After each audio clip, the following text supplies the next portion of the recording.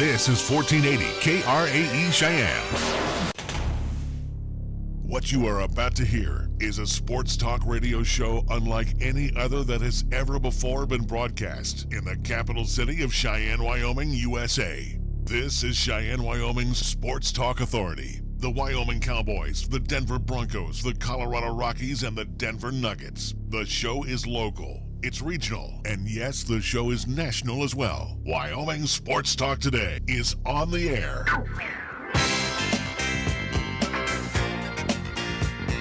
If they're talking sports on the radio in Cheyenne, this is the place it happens. This is Wyoming Sports Talk Today. Good afternoon. Wyoming Sports Talk Today being brought to you by Taco John's of Cheyenne. Easiest thing to remember about today, it is Taco Tuesday at all Taco John's of Cheyenne. We also want to thank Jolly Rogers RV Sales and Service on Highway 30 having their hail of a sale. Chick-fil-A at the corner of Windmill and Del Range, where you now can enjoy 3 delicious square meals, Inkle breakfast, lunch, and dinner. And again, they serve them up beginning at 6 o'clock right there at the corner of Windmill and Del Range across from Menards, and 2 convenient drive-thrus for you over at Chick-fil-A of Cheyenne. Key of Cheyenne on Nation Way, the 18s must go. So the 19s can get on the lot, and you can save some big bucks today by test driving and taking home a 2018 Key of your dreams from Greg and A.J. Miller and the entire crew over at Key of Cheyenne on Nation Way. Platte Valley Bank ×2. Banking the old-fashioned way. Customer service. Yes, you and me were most important. But again, they offer all of the online services as well. And again, they're there for you Monday through Friday. Platte Valley Bank on Vander High, north side location, east side location, corner of College and Pershing. Medicap Pharmacy for all your pharmaceutical needs. And remember, with your doctor's prescription, Gina's great staff will fill set prescriptions for you, and they will also explain those medications. They have a convenient drive-through, sundry supplies inside, oh, by the way, and they're at their same location as always, Bluegrass Circle next door to Texas Roadhouse. First Tier Bank at 1508 Stillwater Avenue, where they offer some fantastic CD rates right now with great annual percentage yield. So make sure you're talking with the great staff today over at First Tier Bank, open Monday through Friday, 1508 Stillwater Avenue. At 1507 Stillwater Avenue, Suite D, the Greenway Commons, it's Mondello's Pizzeria, where the dough is freshly made. The ingredients for your pizza pie are always fresh. Their sandwiches on fresh baked bread. Have it hot, have it cold. It's always delicious, and it's always from Mondello's Pizzeria here in Cheyenne. We want to thank Mars Plumbing and Heating at 1515 Logan Avenue. We go to our scoreboard as our scoreboard kicks things off each hour here during our 2-hour stint with the Wyoming Sports Talk Today. And we go to the scoreboard with Nick to see what's happening in his world for today. Brought to you by Pepsi of Cheyenne. What's happening in my world is we do have a few LCCC contests going on tonight. We'll start with the men's soccer schedule as they will be in Cheyenne, but not necessarily at LCCC. This game will be played over at Cheyenne East High School, where it will be the LCCC men's soccer team taking on Northeastern Junior College. That will be a 6:30 kickoff over there at East High School. Down, or at least I should say, up at Eastern Wyoming Community College, LCCC women's volleyball will be on the road. This game will get underway at 7 o'clock again. This is a game on the road at Eastern Wyoming College, so that's what's happening for LCCC coming up today. That means it's your turn now, because I got nothing else. It's over at the Okie Blanchard Sports Complex. How about it's at East High School? As I listen, the Okie Blanchard Sports Complex. Game at East High School, according Major League Baseball, get lost. Here we go. Games that will be getting underway while we're still here. The Royals and the Reds interleague play at Great American Ballpark. 5 o'clock games will have the Yankees and the Rays, with the A's clinching last night with the Rays' loss. Now the Yankees and the A's will battle for that home field advantage for the wild card game. Yanks hold on to a 1.5 game lead.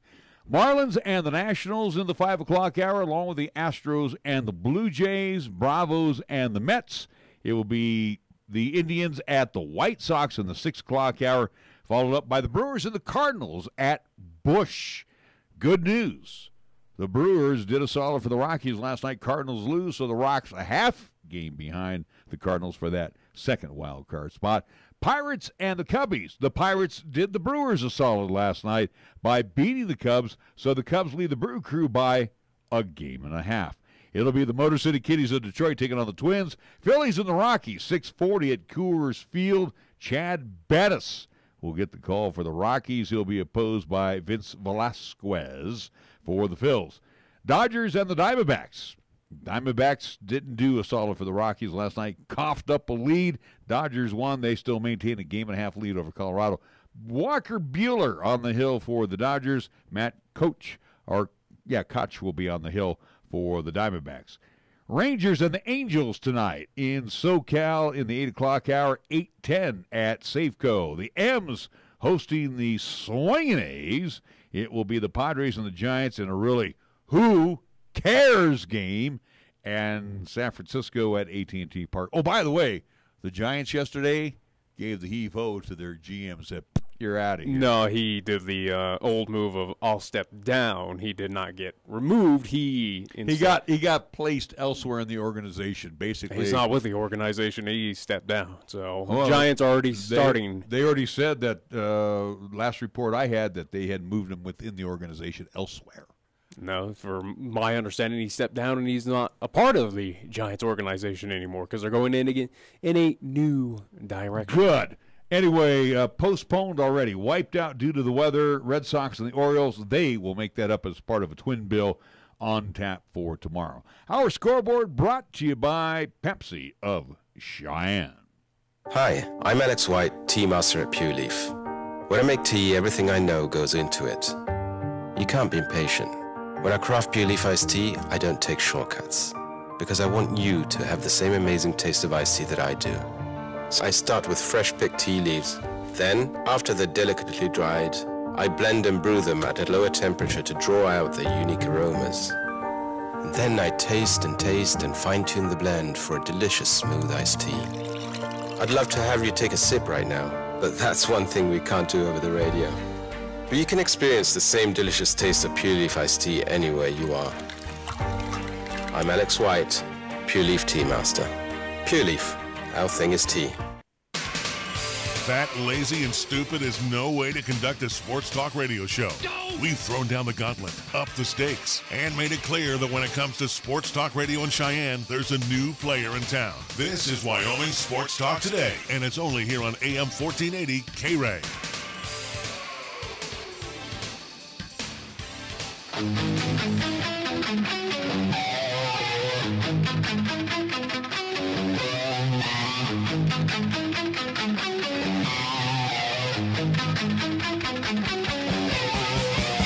We have a busy first hour.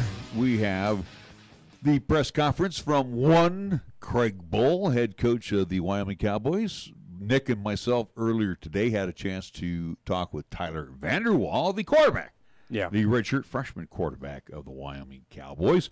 And then, before we get to the top of the hour, I'm thinking that you're going to dig into the fishbowl of awesomeness. Yeah, might as well just camp off the first hour with nonstop Wyoming Cowboys. I would think so. So we got a lengthy press conference on the way from Craig 22 Bohl. minutes is what he had to say about Boise and how the team's doing after the bye week. So, again, we'll probably be the same old from old Craig Bohl, but he'll probably say the cavalry's coming. We're prepared, and Boise's a tough team, but, who knows. All right, the last two meetings of the Wyoming-Boise series have been classics, to be real honest, and the home team has won each of the past two meetings in the series in both games. The home team has had to come from behind to win Wyoming's 30-28 victory in Laramie 2016. That was a classic. That was fueled by a late touchdown pass from Josh Allen to wide receiver Tanner Gentry, and a two-point conversion from Allen to receiver Jake Mulhart to tie the game. That was followed by Cowboy nose tackle Chase Appleby forcing a Boise State safety to give the Cowboys a thrilling 30-28 win on the way to the 2016 Mountain Division title.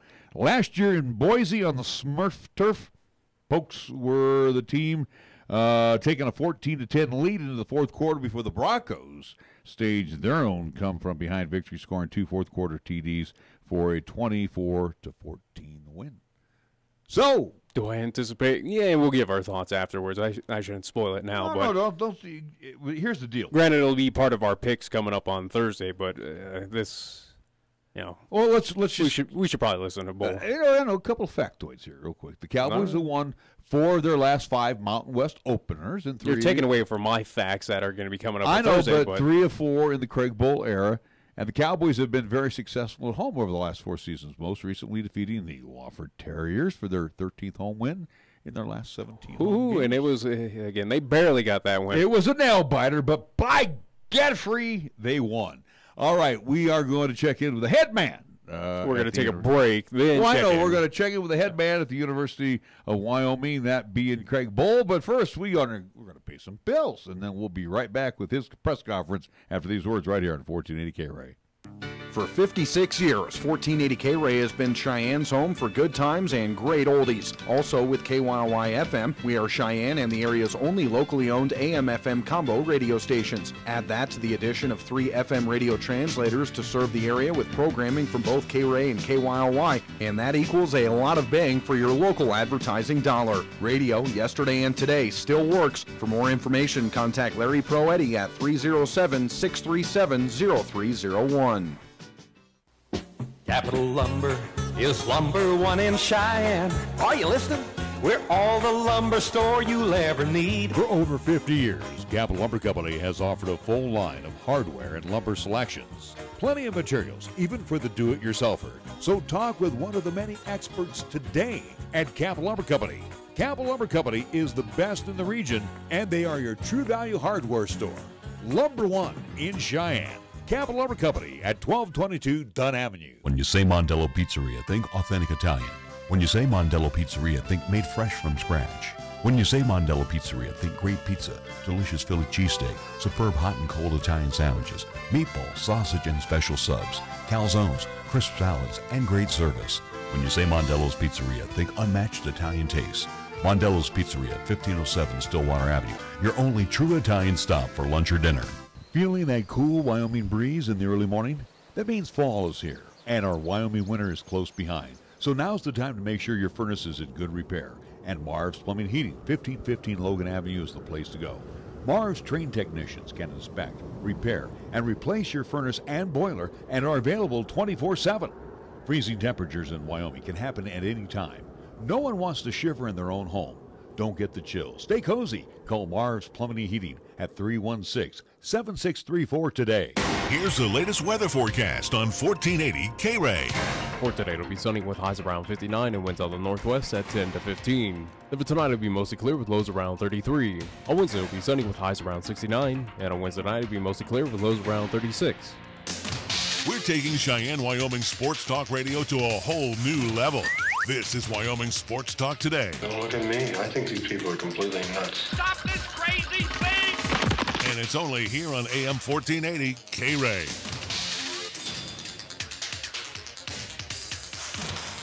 Welcome everybody. Big game this week. It's great to be in conference play. We utilized our bye week. Big game this week. It's great to be in conference play. We utilized our bye week working on fundamentals, and we spent quite a bit of time getting ready for Boise State. We are healthier than we have been at quite some time, which is good to know. We went through a pretty rough stretch there with some injuries. It's great to have Austin Ford out, Nico Evans, Javon Bigelow, so we'll be much more fortified there. We're in hopes to have Patrick Arnold. We'll know a little bit more during the course of the time. Tyler Hall, we're also hopeful for him. He seems to be coming along. I would say C.J. Colton would be doubtful right now. So unlike a lot of our either opponents or colleagues around the country, we try to do a good job disclosing where we're at with injuries. We've had spirited practices. I thought Saturday's practice late in the afternoon was real spirited. Our players recognize what's on the line. We have a great deal of respect for Boise State and Coach Harsin and their program. I know they're listed in the top 25 by coaches, not media. So I think it just shows that the coaches are smarter than you media people. But they deserve to be there. I've watched all their game footage on all three phases of the football against Oklahoma State, and I know quite a bit about Oklahoma State. I thought they matched up athletically really well with Oklahoma State, and the ledger just tilted one way because they had 2 punt blocks. It's hard enough to win a game when you have 1 punt blocked. When you have 2, it's really hard. And so, but nonetheless, they had 2 punt blocks. But what I'm saying is that can be corrected, and they've got really good players. I think we got really good players too. We love the fact that we're going to be at home. Our program has gotten more competitive. Our players recognize the challenge that's there playing Boise State and the Broncos, but our players also recognize what a great opportunity. And so we're looking forward to embracing this game. Hopefully we'll have a great turnout. I know it's on national TV. It's at 5 o'clock in Laramie, so we're in hopes to have a great home crowd because I do think our players feed off that energy. When you look at Boise State, I think they are an excellent program. You look at their quarterback; it seems like he's been there forever. I've watched a great deal of tape on Rippon through the years.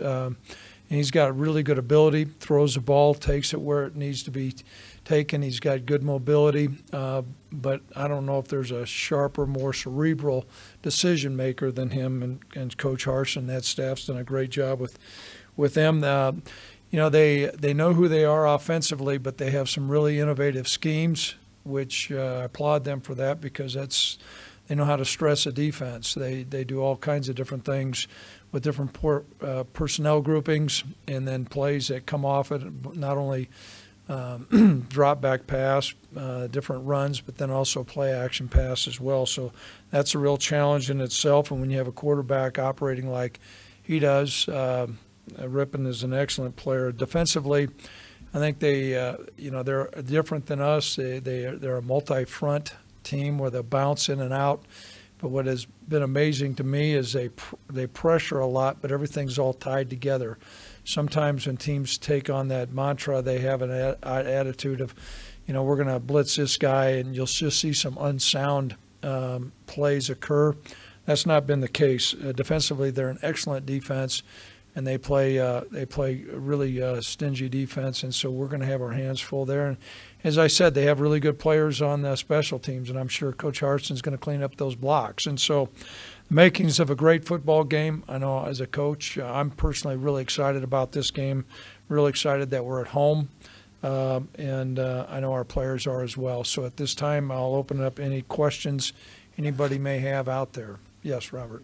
Also anxious, you mentioned getting healthier than you've been in a while. Just like you say, have all your bullets in the gun, or most of them back to get back to when you did at the start of the season. It looked pretty good. Right. Is it really anxious to see what you have with all your bullets in your guns? Well, I'm anxious. I thought we had a great opening game against New Mexico State, and certainly during the course of that gauntlet of some of the teams that we played, the dynamics of our football team changed somewhat. And, our attitude going into the Wofford game was we have to do whatever we got to do just to win the game because, as I said, we were really depleted in a lot of those places, and a lot of these players are back. And not only back, but, there's some of our players that were playing, and they were playing because they were just banged up.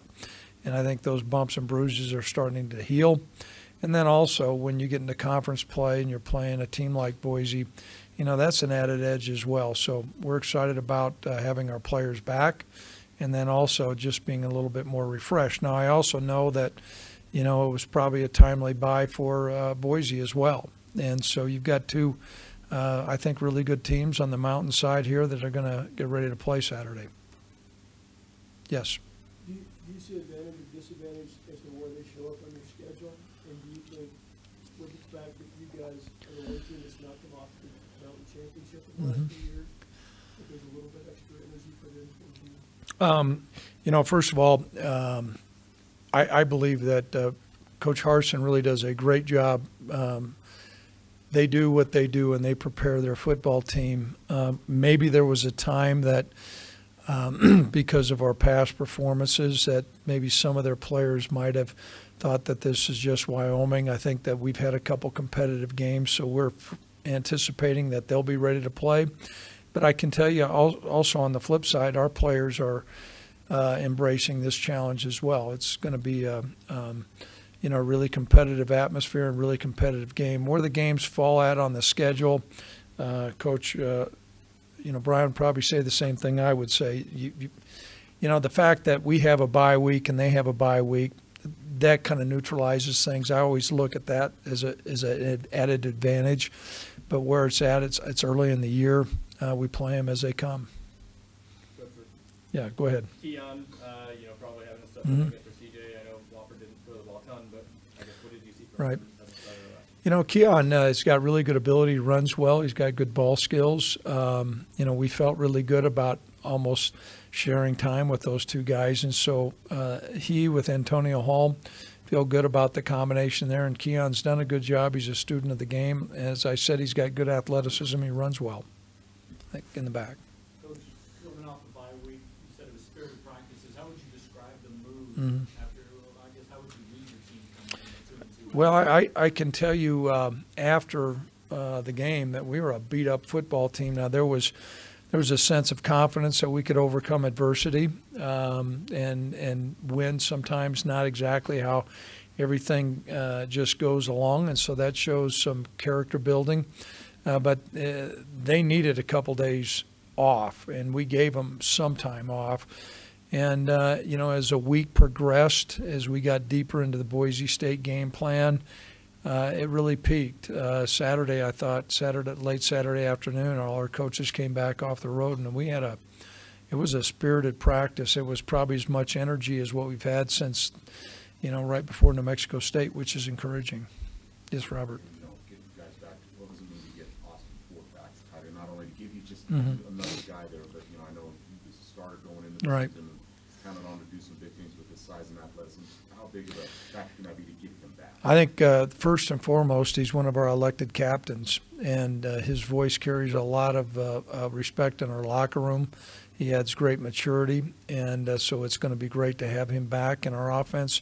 We utilize tight ends a lot, as does Boise, and a lot of teams don't do that. And we had gotten pigeonholed quite a bit on really being handcuffed. And so the fact that you've got a guy that can stretch the field, he's got good ability, he can block and he can move, and has a good understanding of our offense, that in combination with Tyree, we're back to our normal self offensively. So having Austin's physical presence is great, and also now you've got one of our main leaders on our football team that's playing, and that helps. Boise was playing a lot of man against Oklahoma, and I watched that game. What is your plan of attack to that man coverage? Boise's always done that, and then there's different combinations that they have, and it's just not like they're going to line up and play man all the time. I mean, they're going to mix a man and zone, and that poses challenges for us. There's things that we have to do to be able to beat some guys one-on-one.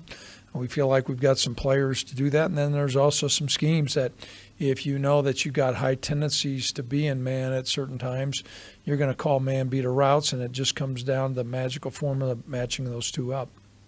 Yes? I know you guys played a couple of Power 5 teams, but opening conference play against a team like Boise, what kind of measuring stick do you expect that to be? What do you hope to learn about your team? They're, like I said, they're rated in the top 25 in the coaches poll, and that's well deserved. And they've got really good athletes, and they have a great program. And so as a result, you're going to get measured against, I think one of the better teams in the Mountain West, if not the best team, and going in. And so I think it gives us another opportunity to see how good we can be. I can tell you, some of the teams that we played, I think have been good nationally. I watched the USC Wazoo game, and that, quite frankly, did not surprise me. And so but these guys are as good as there is out there. Yeah. You mentioned about, excited for this game, but, not that long ago when you got here, Boise kind of ran shot over a lot of teams in this league, but after beating them once, and it was a good game last year, in a sense, too, there's also a pretty strong belief within the program that, not that you'll go out and win, but it's just a different belief, I guess, now than there was maybe 3 or 4 years ago when you guys were playing. Different belief even by me. I can remember the first couple of years when we were out here, and I looked up in the stands, and, there was a snowy night, and they were hanging about 60 points on us, and, the next year wasn't a whole lot better. That began to change in year 3. Winning mentality, a competitive mentality that let's not just look to go out and try to compete. Let's go out and look to win. And so that attitude has certainly changed. And you can't quantify that. That's an important factor. And that comes into a deep belief in these players, not only their level of commitment, but their deep belief in one another that they can win and we can win. Yeah. Looking back at that win 2 years ago here, obviously the first time they come back since then, just how, big of a win did that end up being in terms of the stuff the program took forward that year? I'd mentioned to a lot of our fans as I traveled around the state, I'd encourage them to get season tickets because I said there will be a game that you will remember and that will be a watershed or a turning point in the program. And I think that certainly was. Not that we've arrived by any means, but I think we're in a different place. And sometimes you need to do some things that are somewhat non-conventional to do that, whether it was Josh Allen running 50 yards, throwing the ball sideways in the back of the end zone to Tanner, or coming up with a safety or things like that. So there's a belief that we can win. And, we had a special group of seniors. And I think, Josh did a lot for us too. I don't know if anybody in this room saw some of the highlights that he played yesterday. I jotted a note to their head coach. He probably wants to strangle him for hurdling the guy, but he did the same things here. We're in a different place, but I can tell you Boise's still kind of viewed, they're viewed as one of the premier programs around the country. Yes. Coach, with the added addition of Nico and Javon back, do you feel you can maybe move your offense a little bit forward, given past performance and kind of balancing out that? We need to be a blend, and we need to be able to run the football. I think without question Nico was our most talented running back, and that was evident during the first couple games. And having his presence back also as being one of our team captains makes a difference. And then also some depth. And we went into the last game with one running back. And there were a couple converted guys that we were just trying to run out there on Thursday to work on some things with protection. So we're in a different place, and having Nico back and having Javon back is certainly going to help, and hopefully we can be balanced. Speaking of that last game, how much of a growth was that for the quarterback? I thought it was a great you cannot replicate what occurred during that game for Tyler. And, to manage the clock, to get the ball in the right places, to come up with a big fourth down throw, and then for the touchdown, I think I saw a different change, not exponentially, but there's a different maturity level with Tyler. I think he's gone through that 2-minute gauntlet like that, and he performed well. And that nothing breeds success like success, and so we're really pleased for that. And now he'll need to be on his A game. I mean, we've talked about peaking at the right time, and that's what's going to take for us to beat Boise, is for us to peak, and he's going to be a big portion of that. Okay, I think I know we have some people online here. Be more than happy to answer any questions by any of our online audience. Yeah, Coach, I want to ask you about how your defense, how you kind of would assess how they've done so far. I know obviously injuries have played a factor, but how would you kind of assess where your defense is at right now? We've been tested against, I think, at least 3 really, really talented and quite frankly different offenses. And so we feel good about where we're at, what they've done. They've been able to go in and they've matched probably about 3 quarters, and we got to be able to finish. Against Wazoo and against Missouri, we're in a dogfight, and we've got to be able to finish off no matter where we're at offensively. I thought we did some good things against Wofford. I know a lot of people may not recognize what Wofford can do, but I've seen what they can do, and so I thought we had a pretty good performance there. Now we'll need to be playing at our best, but I think we've got a really good attitude, and I know the coaches. We've said in there we've got a good plan, and we'll come up with a good plan. Thanks. My last one is you kind of mentioned the bye week coming at a good time for you injury-wise, but in terms of just where it fell on the schedule in terms of maybe fixing some things? Do you think it came at a good time for you beyond just the getting able to be healthy factor?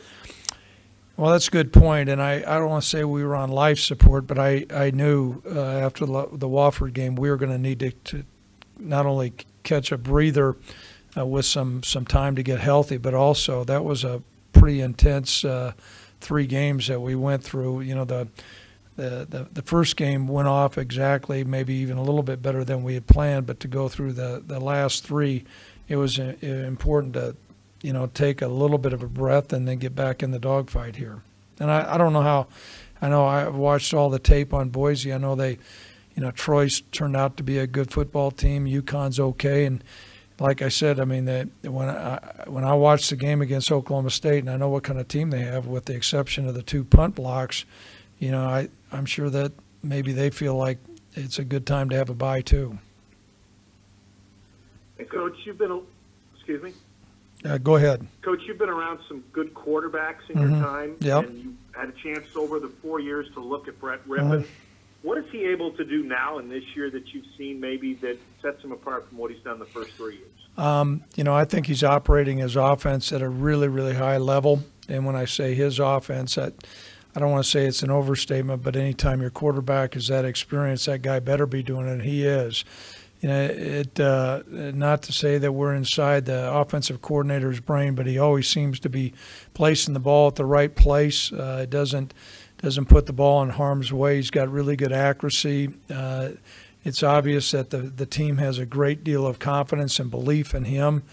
He's an outstanding player. I've had a chance to, you know, observe him during media days and how he handles himself. He's a top-notch quarterback, and I'm sure Coach Harsin has been really pleased to have him during this time. And you know, the thing that I would say is, when you have somebody like that, boy, really enjoy them, because they don't come along very often.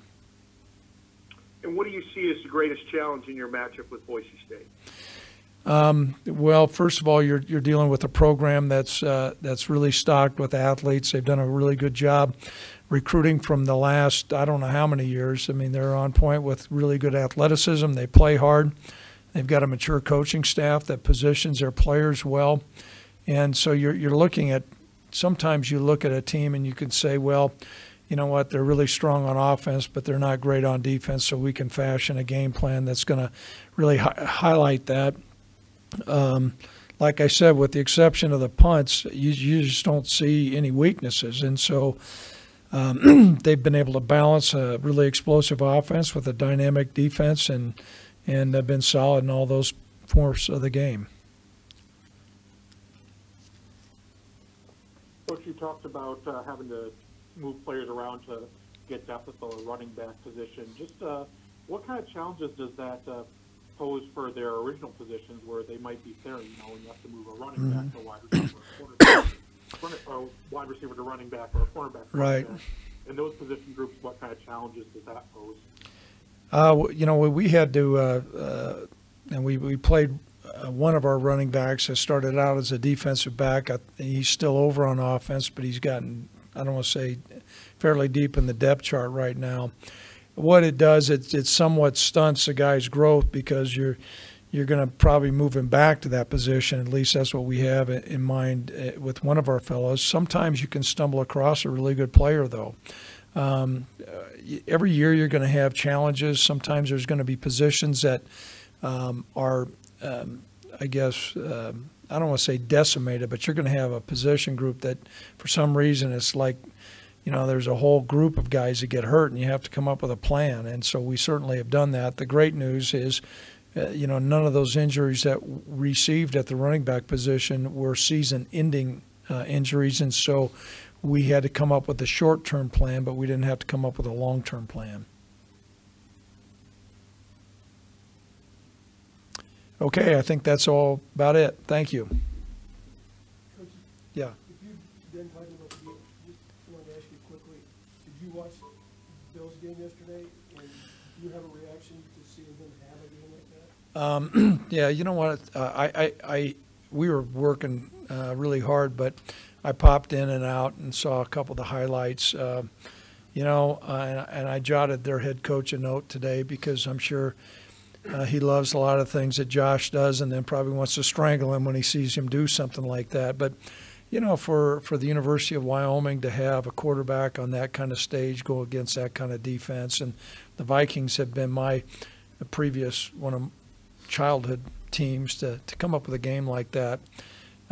It's heartwarming for me as a coach to know that here's a guy that came from off the beaten path, and we had a part in developing him, and he had a big part in developing our program. And I think his competitive nature hasn't changed. He's just going to keep on getting better and better, and to be on that kind of stage and play in that arena and play the way he did, I think the future looks bright for the Bills. I'm now the Bills' #1 fan.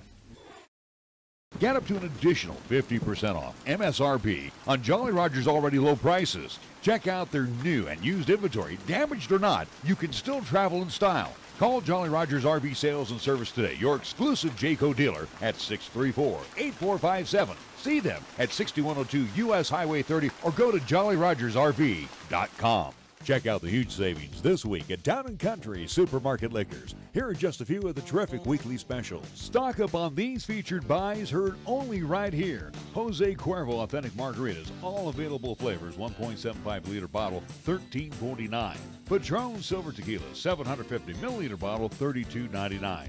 And Corona Light, Corona Premier, Pacifico, Modelo Especial, or Negra Modelo, 12-pack, 12-ounce cans or bottles, $14.69. Town & Country Supermarket Liquors on the South Greeley Highway, Cheyenne's low-price leader. You love the Lennox difference, from collision repair to minor nicks and dents. Certified quality you can trust. Nobody cares about your car more than us. Lennox Auto Body, we do what we say. We fix it right and get you on your way. No shortcuts, no compromise. Lennox Auto Body. No shortcuts, no compromise. Lennox Auto Body at 1020 Dunn Avenue and the Detail Center at 617 East Pershing Boulevard, Cheyenne. Don't move firewood. Firewood can carry insects and diseases that kill trees. Remember to always get firewood as close to your destination as possible. Burn firewood where you buy or gather it. Trees in towns and forests are threatened by native and exotic insects and diseases that can hitch a ride in a load of firewood. Let's keep forests healthy so we can continue to enjoy camping, hiking, hunting, and fishing. Brought to you by the Wyoming State Forestry Division in cooperation with the U.S. Forest Service. You bleed brown and gold? So do we. Wyoming Cowboys football and basketball is always front and center on this show. This is Wyoming Sports Talk Today, and it's here on AM 1480, KRAE. Wyoming Sports Talk Today, we get a very special guest joining us this afternoon. He is the quarterback of the Wyoming Cowboys, the redshirt freshman, Tyler Vander from Elk Grove, California. Tyler, thank you so much for joining us on Wyoming Sports Talk today. We do appreciate you taking some time out from your busy day to talk a little sports with us. Yeah, absolutely. Thank you for having me. Tyler, let's get right to the nuts and bolts of everything. As Coach Bohl always likes to say, the cavalry will be coming, and it looks like with the bye week and now the post-bye week and getting ready for Boise State, looks like some of the guys that were on the X-ray report are coming off and ready to play some football again. Yeah, we had a couple injuries, but it's good to get those guys back, and I think they're all just excited to get back out there, especially in a big game like this. Tyler, last year as you redshirting, and again, that's got to be tough for a guy like you because, you played through your high school years and then you got to sit out a year and be the understudy and watch the likes of Josh Allen and Nick Smith. Tell us a little bit last year while you were on the sidelines there. What did you absorb? What did you learn by being that redshirt? Yeah, I ultimately learned the offense, coming in. It was we run a pretty complex offense, so it's hard to pick up at times. But learning under Josh, he taught me the ropes, and just seeing how fast the game was. It was nice to travel. Like I got to go to Iowa last year. I saw how good the Big Ten was. I saw how fast those guys were, and ultimately just how different college football is from high school football. just the speed of the game, the size of the guys, and playing quarterback, you have to be that much more dialed in with your reads, your throws, and the windows are a lot smaller. So just, and I picked Josh's brain a lot last year when I could, so it was nice to learn under him, but it was a big adjustment coming from high school to college. And I'm 40-plus years removed from playing college football, and I noticed, and I was a lineman / tight end, and I noticed that we just had to learn the blocking schemes and pass patterns, and then when you got to college, it was a little more complex. So obviously, when you were in high school at Christian Brothers, and of course now you're with the University of Wyoming, I guess the strategy, the play calling, the plays are just far superior than it was when you were in high school. Yeah, absolutely. And in high school I ran the spread, so I was, we aired it out a lot, but we also ran it. We were pretty balanced, but just the play calling in general was a lot simpler in high school, and just it was ultimately just one read.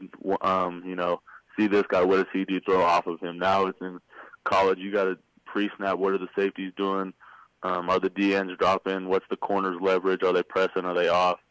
So it's a lot more. A lot more goes into pre-snap and even reads. We go through full field reads, left to right reads, and it's progressively gotten a lot harder. Even though you haven't gotten your degree yet, it seems like you need a doctorate to be the quarterback, especially at a D1. But it certainly is complex. But let me ask you, Tyler, though, at least adjusting from high school ranks now to the college ball, especially here with the University of Wyoming, again, as you're talking a complex offense, at this point in time, again, 4 games under your belt. Again, as now we're getting into the bulk of the Mountain West Conference schedule coming up with Boise State. But is it something where you feel you're pretty comfortable, at least understanding the playbook with the University of Wyoming, or is it something that still need to at least adjust or maybe work on a few things coming up this regular season? No, I definitely feel more comfortable under center, and I think it just helps game by game. I'm getting more comfortable, more confidence, and I think that you could tell by my play. I think the first game I played pretty well, and then I think just going along, I'm just getting more and more comfortable. Gaining more confidence to have the ability to make some of those more hard throws that are more Division I throws, you could say. I noticed most players these days, including yourself, instead of having a wristband, you got the playbook basically on your forearm there. Is that the entire playbook that you guys actually trot out on the field with? No, it's not. It's what we do. We cut the playbook, so we have a game-by-game scheme, and that's usually our scheme for that week. And we have about 300 plus plays on that wristband, so it's pretty intense, and that's not even the full playbook. Now, I remember years ago, and my son and myself, and of course being from the East Bay area, big 49er fan. And I remember back in the day, the 49ers broadcast crew would say, okay, Coach Bill Walsh has told us these are going to be the first 10 plays. Do you guys have your first 10, 15 plays scripted out, or is Coach Vegan sending down a different play after every play? No, we usually pregame on Thursday we'll go over, and we usually have first 10 scripted out, but it could always change depending on situations. Like if we get into a 3rd and long and say our third play isn't necessarily a 3rd and long play, it could change. But for the most part, it's the first 10 to 15 plays are usually pretty scripted. Now you got Boise State coming up this Saturday. You're at home, and I remember 2 years ago that we had a big win over the Boise State Broncos.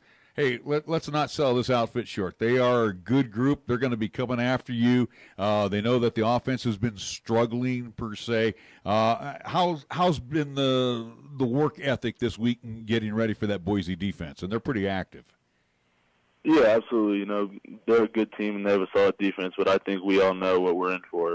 It's going to be a dogfight, and I think this week we all have that chip on our shoulder. We all agreed that we haven't been playing as well as we should be, and I think this week of practices and even last week of practice with the bye week has been huge for us. We've been preparing our butts out for these guys, and I think they're not going to know what's going to hit them on Saturday. Tyler Vander, Waal, quarterback for the University of Wyoming Cowboys, join us here on Wyoming Sports Talk today. Just a couple more things, and we'll let you go. And again, do appreciate you joining us here for our program this afternoon. A little bit about yourself. Tell us about your major at UW. Yeah, so right now I'm a communications major, and what I'd like to be something along the lines of sports broadcasting. So college football, something like that, ESPN. I think that would be a dream job for me, just because I've been playing football for so long. I don't think I could get away from it.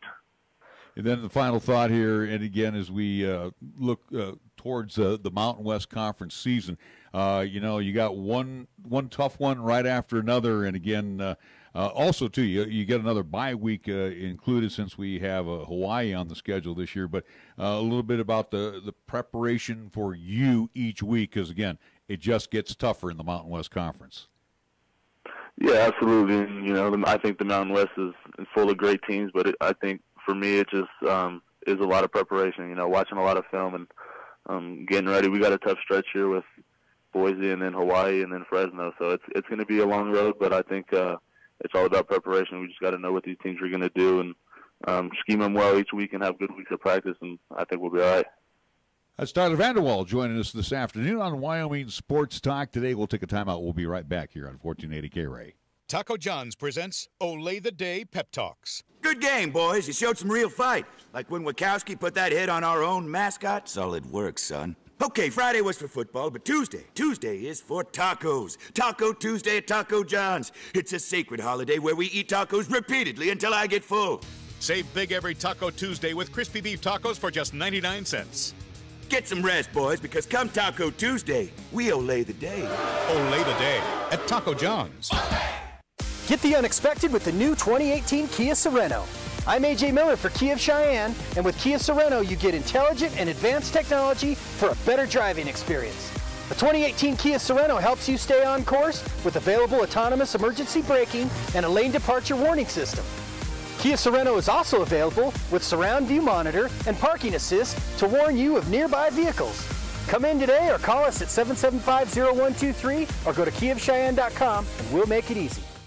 Did you know High West Energy has been serving residents of Laramie County for 75 years? Based in Pine Bluffs, High West Energy is an electric co-op proudly serving 10,000 customers in 3 states, including 20 subdivisions surrounding Cheyenne and F.E. Warren Air Force Base. We're owned by our customers who share in the profits and have a voice in ensuring that we maintain high standards while keeping electricity costs low. Keeping energy affordable for 75 years. HighWestEnergy.com. A Touchstone Energy partner. Here's the latest weather forecast on 1480 KRAE.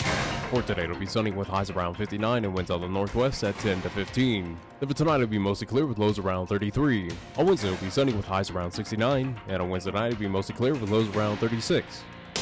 Got something to say? Then get it off your chest right now. Phone lines are open at 307-514-1071. Make your opinion count and call the show. Wyoming Sports Talk today.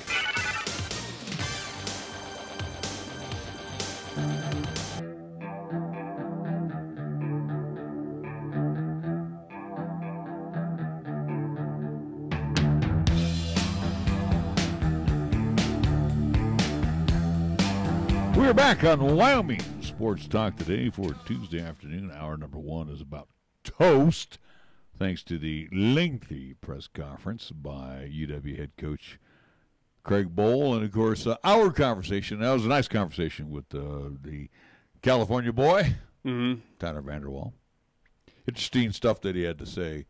And again, too, I like the one part that he mentioned in there about, yes, they do script some plays. Remember? Yeah, I remember. So he said like the first 10. One thing I didn't get into, and I should have, they always have a check down or they have that ability to audible, but I wonder how much flexibility he has right now, being that, it doesn't sound like a whole lot. That redshirt freshman, yeah, I'm not sure. Again, where we're hearing instances of that they're expanding the playbook or, again, opening it up for Tyler Vander Waal coming up. It's, I would say, very limited. Does he have 300 plays they have in that playbook? Whee! That's a lot. That's a lot of plays. Probably why they don't burn that playbook is it's Well, and you feel bad for the guy too, because you look at when they're on their wristband and he's opening that thing up. It's like a short novel that the guy has to look at for every week that they they play football. So again, he's had him and every other Division I quarterback. That's probably even in the pros too. Think about it too. You see Brady now doing that. Who I'm trying to think who else has that on their. I don't know. I know Brady does for sure, but yeah, it's do I show any sympathy? No. I again, you know about it. Hey, everyone else has to kind of go through similar style. It's just, and again, there's no disrespect towards Tyler Vander Waal. Again, I think he's a talent. He's an up-and-coming talent. He can do something very special with this Wyoming Cowboys team. And again, we can beat this horse to death at this point in time. It is just the play calling for the Wyoming Cowboys is just not being very friendly. It's for whatever reason it is conservative. It is holding back. Why all of a sudden 4 games into this year we are now opening up the playbook, quote unquote. We are now allowing Tyler Vander Waal to expand and maybe have more flexibility, be that field general out there for the Cowboys. Sorry, that should have been game 1. If you have that much confidence in spring, at least spring ball and going into summer camp, that this guy, again, the redshirt freshman, where you do have upperclassmen, whether it is, i.e., Nick Smith or whoever above him, you went with this guy. You went with the underclassmen. You knew what you were getting out of him. Why be limited to him? Give him the full offense. Give him the full opportunity. Let him be the future leader. You've already had confidence enough again, being an underclassman to lead this team. Let him do it. Well, the good news is he's gained more confidence. That's the most important thing. Yeah. He's got the confidence. He's taken his hits and his licks right now. And again, think about it. Washington State and Missouri, more Missouri than Washington State. No slouches. No. And again, too, it won't be a slouch coming up this Saturday either. For the next few weeks, I mean, you look at the Cowboys' schedule, Nick. Come on, we've already gone through this. This schedule it's going to be a little tough on them. Well, as far as again, Hawaii on the road, where now we know Hawaii is a for real outfit, or at least is going to put up some serious points and a serious fight. Granted, they're always tough at home, but Utah State, as much as they're coming here, Utah State, I still think is the second best team in the Mountain West. You still feel that? Yeah, that's okay. Again, they came out with a close victory against Air Force in Logan, but again, maybe that tells me that Air Force can put up a good effort at least coming up in the Mountain West. So they could probably give Wyoming a run for their money, especially that game being down, I do believe, at Air Force. It's going to be interesting. CSU, you really don't know. Again, it is that rivalry. It is on a Friday, so it's a little wacky with that game late night down there at CSU. Who knows what to expect out of the Rams? We don't know. Again, we know they can put that offense can score when they're firing. That defense can also do a lot of easy plays from opposing offenses.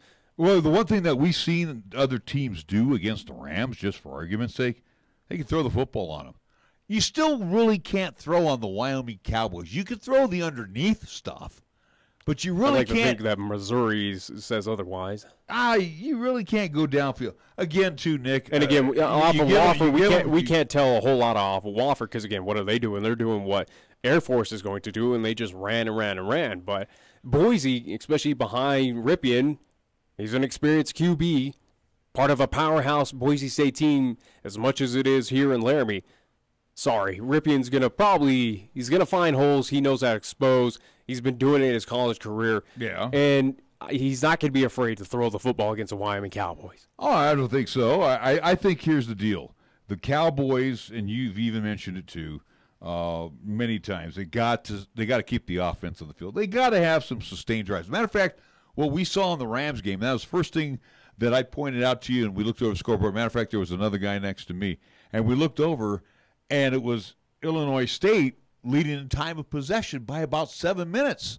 When you keep the defense on the field, they are going to wear out. Go figure. And yeah, I mean, let's be real honest. And the Cowboys offense. Tell me something new. Well, I'm telling our fans, the Cowboys offense has not done any favors yet for the defense. Well, it tells them something new as well. Again, they can see with their own 2 eyes of what is going on here with the Wyoming Cowboys. It's in the first 4 games here of the season, it really hasn't been anything pretty, especially on the offensive side. And again, we know, at least in our opinion, who the culprit is. Again, try to outreach to get that individual here on the show, but we respectively declined because at least we wanted it live, not recorded with the individual. And, I'm not going to talk on his time. We're talking on my time. Yeah. I don't mind, talking to Tyler Vander Waal like we did today because Tyler Vander Waal has school. I understand that. Yeah. But it's like, we're not going to talk here. We want to talk to you in live time. And again, we'll see what happens this weekend. We may come back here, and I fully believe on Monday that you and me are going to be coming back on here Monday and saying, when are you going to open up the playbook? Do I expect the offense to shine against Boise State? No. Do I expect Wyoming to beat Boise State coming up? I really don't. Now, the past two contests have been close with Boise here in Laramie and there and in Boise, Idaho, but this defense might keep it close for about 3 quarters. Again, you're looking at a similar style of team. What we saw with Missouri, I think a little bit better than Wazoo coming into town, but it's going to be I think the defense puts up a good effort for majority of the game, but again, they're going to get gas. That offense is going to have a lot of 3-and-outs. That punt team's going to be out there quite some time for Wyoming, and Boise's going to take advantage. Again, they're going to – it would not surprise me. It is close at half. Come the end of the game, it's a complete blowout by Boise State. Well, and that's in my opinion. And remember this, too, and you gave me these stats. About half the Mountain West Conference is going to be on bye this week. Yeah. So if I recall, and I was doing the schedule earlier today, I think there's Nevada and Air Force. That is one conference game. Hawaii takes on San Jose State, the other conference game, plus Boise State and Wyoming. But one of the things that you printed up here last week during the bye, out of the 12 teams in the Mo West. Well, and that's of last week. Although those teams have also gained a game. But I'm just saying, though, as of last week, the Cowboys are ranked 8th in total offense. Now, again, we're not going to make excuses anymore because a lot of the bullets that are needed to load up that Cowboys gun are going to be back in action on both sides of the football. So I don't want to hear. I don't even use injuries as an excuse. I know, but I don't want to hear the excuses next week why it didn't fire. Okay? Because I understand, Austin Ford, he's a hell of a tight end. Nico Evans, hell of a running back. We got some defensive help coming back. So, again, the bye week was something there to help the Cowboys. We know Boise State is going to be good. The Cowboys are going to be at home. Tyler Vander Waal feels comfortable now at that field general position. So, the Cowboys got to improve on 147 yards passing per game and 157 yards rushing per game. That's 304, and they're averaging under 20 points a game. They are, as of last week, last in the Mountain West Conference in scoring. Well, here's the team stats again as of updated right now, and we do need to get to the top of the hour. And you also got your giveaway, and we're going to have to do it at the second hour. So, anyways, looking at team stats very quickly right now for passing yards. Again, 4 games, this is on average 147 per game. That puts them at 119th in the NCAA. Points for 19.5 per game. That puts them at 118th in the entire NCAA. Now, points against, so however, they are tied 70th. They average 25.5, so that goes credit to the defense.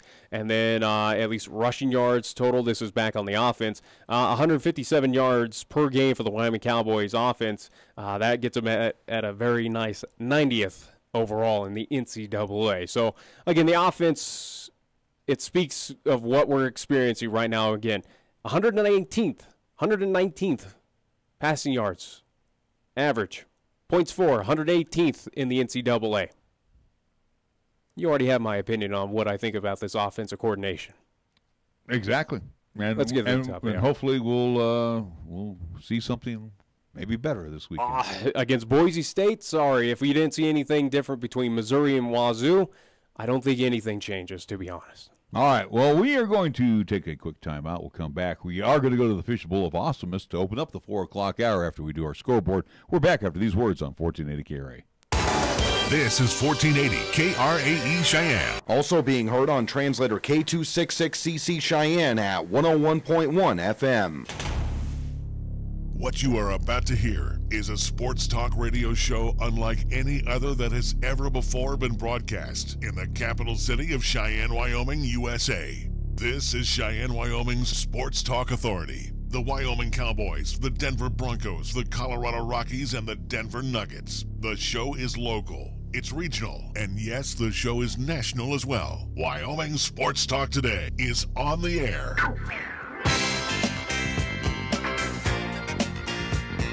If they're talking sports on the radio in Cheyenne, this is the place it happens. This is Wyoming Sports Talk Today.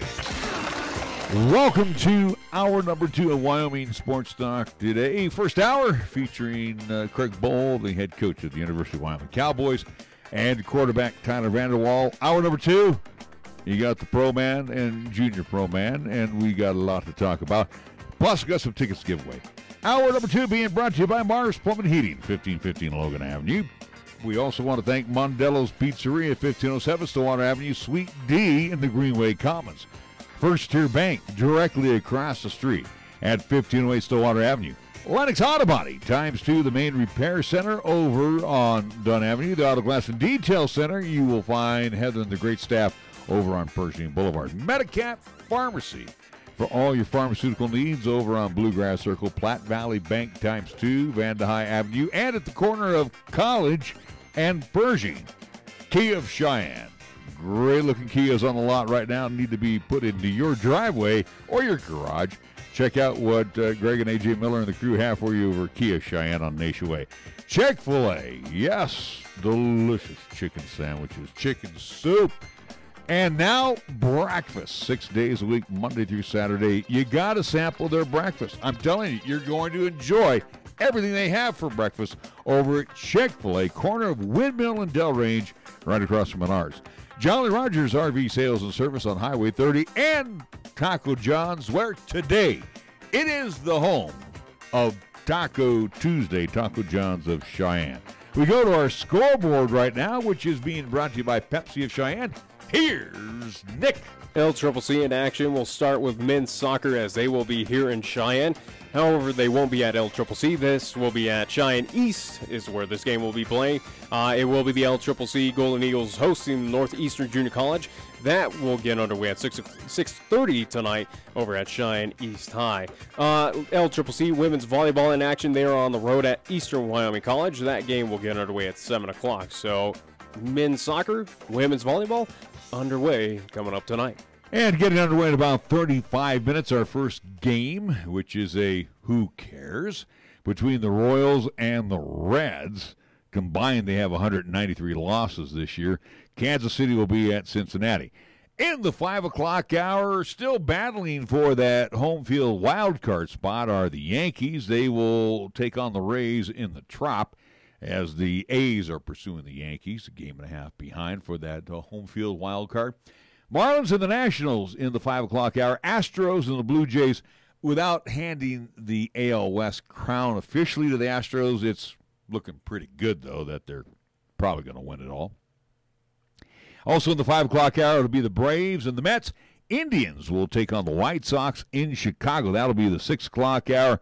Brewers and the Cardinals. Now, again, here's what's happening. Brewers are officially a game and a half behind Chicago for the NL Central.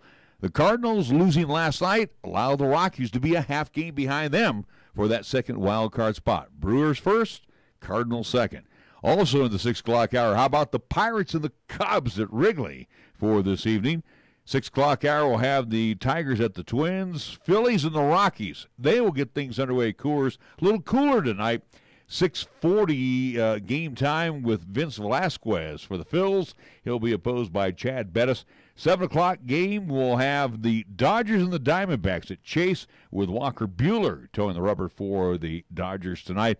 8 o'clock games, we'll have the Rangers at the Angels, A's and the M's at Safeco, Padres and the Giants in San Francisco at AT&T. Already wiped out due to the weather, made up tomorrow as part of a twin bill. Orioles and the Red Sox. Our scoreboard brought to you by Pepsi of Cheyenne. This is the Pepsi that's got a date with your taste buds. We're talking 1,000 bubbles dancing a two-step with you and 2 tacos at 2 a.m. Order number 83? Come on, you're up. This is the Pepsi that has mastered the art of the late-night munchies and is always down to dig into some deep dish. Hey, we don't do deep dish, capiche? Try telling that to Chicago. This is the Pepsi for po' boys, pulled pork sliders, and the godfather of all sandwiches, the Godfather. This is the Pepsi for street carts, anything a la carte, and is dying to make the leap into your grocery cart. Come on, take us home with you. This is the Pepsi for those who are forever fun. This is the Pepsi for every generation. Here the season never ends. From Wyoming sports to the Broncos in Denver. From Rockies baseball to talking hoops with Nuggets basketball. Local, regional, and national. This is Wyoming Sports Talk Today, right here on AM 1480 KRAE.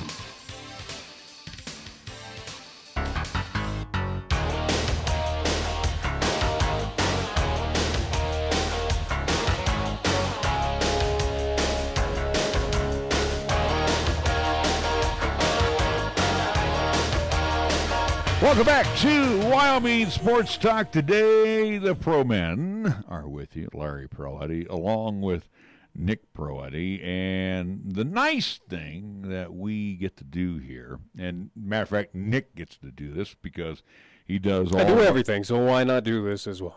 You know, I get to the point where I'm going to actually pay you a compliment, and then you screw it up. Please, you're not going to compliment anything. You screw it all up, or I was going to say how you take care of all the social media activities. Exactly. Again, just say it. Why can't you admit I do everything here? You don't do just say it one time. If you listen to the bulk of the commercials, I don't hear your little lame voice. I tell you to do it. So again, that's another thing. You tell me. Yeah, exactly. You tell me. I didn't see you doing a few other promos, and one night I'm taking care of those. Oh, wow. Ooh. I don't see you getting a hold of these ADs trying to tell them of all this stuff. I take care of all the other things. Yeah, whatever. Like paying the feds. I didn't see you dig into your pocket today. Wait a minute, pal. I didn't see you grab. Are you willing to at least give me the title of owner then? Because I don't have to do that under my title. Let me tell you this. I don't own the I have explicit instructions when I die that you will not get any part of this. You won't even get a share out of this place. I'm happy. I don't. Again, what to at least add more debt to my life? You can go sponge off mommy like you usually do. All right, let's go to the Fish Bowl of Awesomeness because we got some great prizes to give away. In addition to some eats, the treats are sending you over to Laramie, so I'm gonna let you do all the rest. I don't know what you're going with any of that. But anyways, though, again, our prize pack as we've been doing for this week and what we're doing for every home game for Wyoming Cowboy football as we did last year and this year carrying on. Coming up this Saturday, Boise here in Laramie, at least across the hill in Laramie, taking on the Wyoming Cowboys. That is a 5 o'clock kickoff. We do have a pair of tickets right here as we gave away one pair yesterday. I do believe our winner, Brad Smith, congrats to him as he was the random chosen winner of yesterday. But along with those pair of tickets, we will be giving away a pair to go see our friends over at Chick-fil-A, the corner of Delrange and Wimmel, where, again, these cards are only valid at that location, nowhere else in the entire U.S., where it is a choice of your breakfast treat, egg white grill, or either a hash brown scramble bowl, or either a Chick-fil-A chicken biscuit. So it's a choosing of your own. So with that prize pack, we will be giving it away to whoever I choose out of the Fishbowl of Awesomeness. Thank you to all who continue to join us on that Facebook side to enter in. Again, liking, commenting, and sharing that post over there. Again, thank you so much. And again, those folks who are still, who have entered over there are still valid.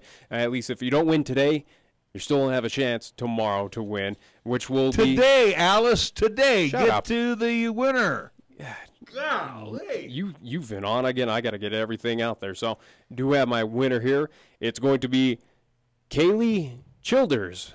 Kaylee Childers is going to be our winner. So congratulations to Kaylee. Now, all we ask of Kaylee, this is not much that we're asking you. A, come by, pick up the tickets. B, use the tickets this Saturday because, again, like you've said, and what Nick has done on our what do you mean? Facebook side and our social media side, all of these people that have entered. You know, again, Caleb, we're talking hundreds. You're one of the select few. Select three, actually, because we're only giving away 3 pairs to this. Yeah. And again, we encourage you and a guest to be our guest.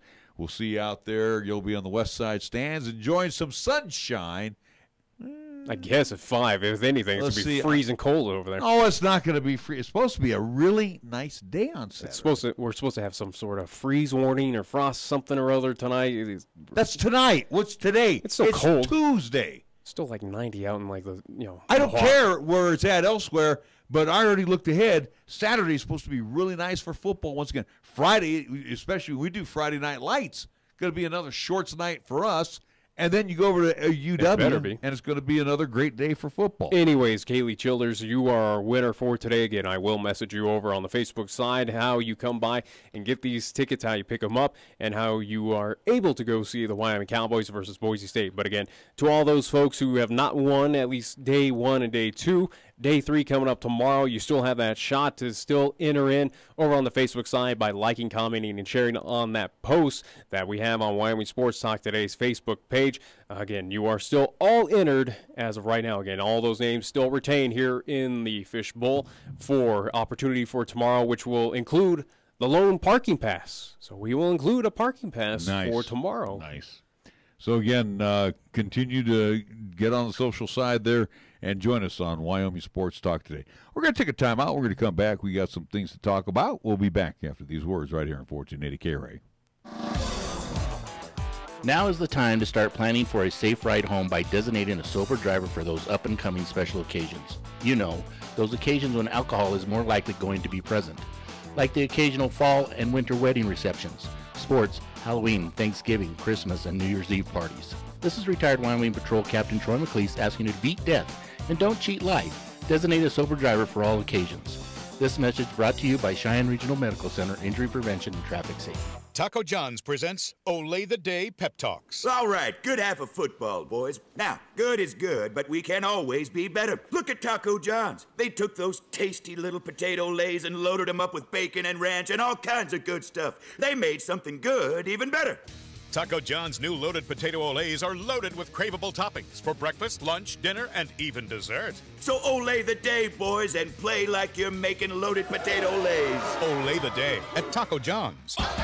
It's said that membership has its rewards, and at First Education Federal Credit Union, that is especially true. At First Education, members are the owners and get lower loan rates, higher yields on deposits, full online services including a mobile app, and more. We are personalized banking your way, local and a member of the Cheyenne community since 1947. Call 432-7400, go to firstedfcu.com, or visit in person at 120 West Carlson Street. Membership eligibility required, federally insured by NCUA. Every story has a beginning, a middle, and an end, but not necessarily in that order. You decide where you're going and how you'll get there. An unwritten experience awaits. Be bold, be prepared, be inspired. Your story unfolds. Laramie County Community College. Visit lccc.wi.edu to start your story today. The message is simple. Drive sober or get pulled over. If you drink and drive, remember it's illegal and it can cost you your freedom or worse, your life. It's been determined that a blood alcohol content of 0.08% or more can impair you considerably when you are behind the wheel. Financially, it can devastate you if you get arrested. More importantly, it could result in losing a friend or a family member. That price is too high to pay. Call a designated driver after enjoying a night out and get home safe. Paid for by Federal Highway Safety Funds. Here's the latest weather forecast on 1480 KRAE. For today, it'll be sunny with highs around 59 and winds out of the northwest at 10 to 15. Then for tonight, it'll be mostly clear with lows around 33. On Wednesday, it'll be sunny with highs around 69. And on Wednesday night, it'll be mostly clear with lows around 36. Tired of lazy and predictable sports talk radio? We know you are. This is Cheyenne's new sports radio home. It's Wyoming Sports Talk Today, and it's right here on AM 1480 KRAE.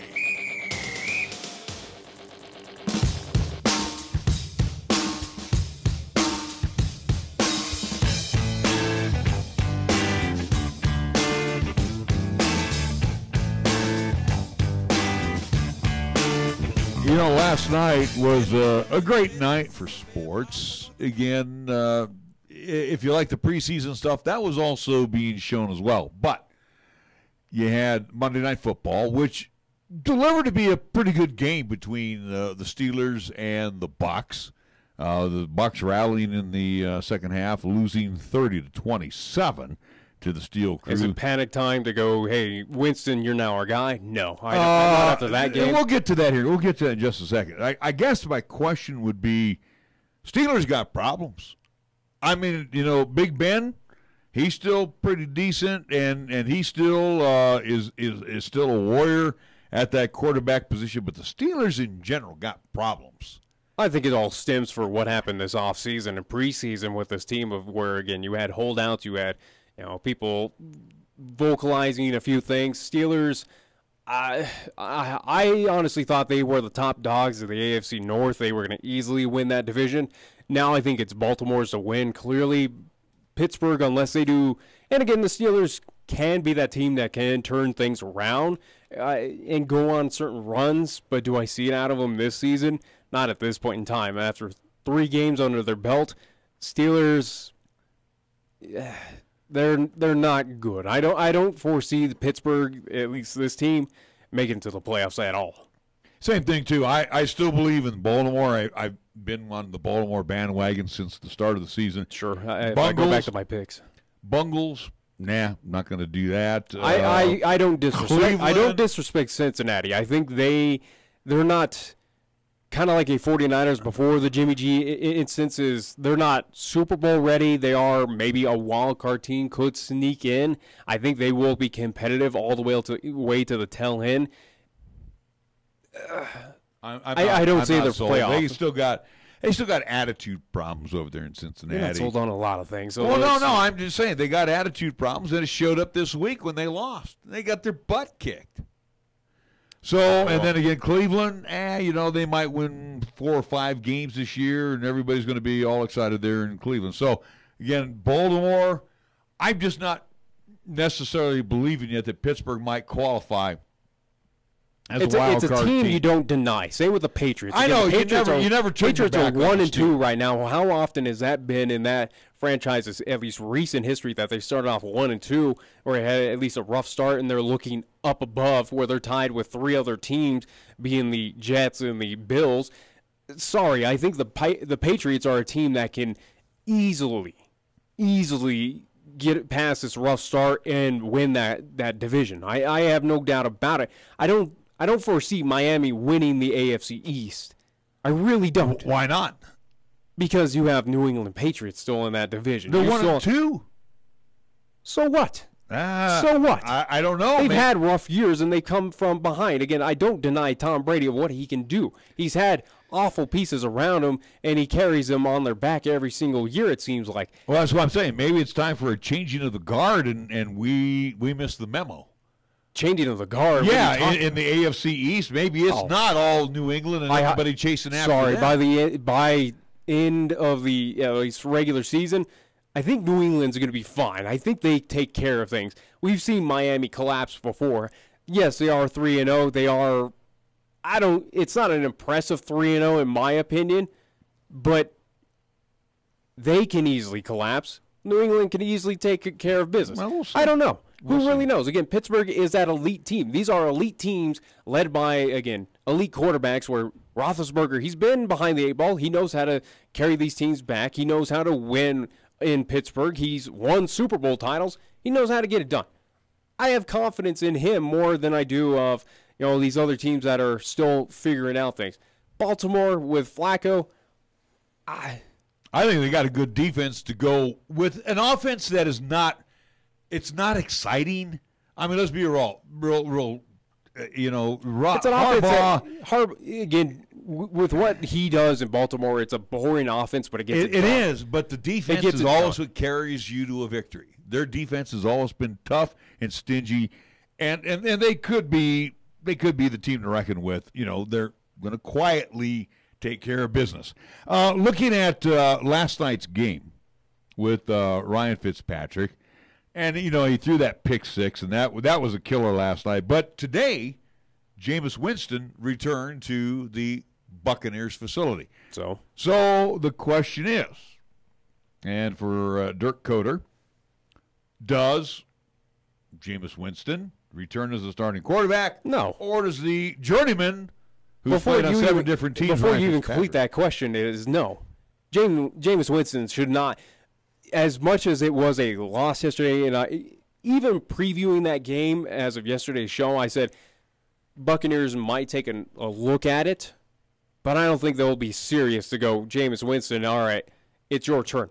It was a close loss for Tampa Bay.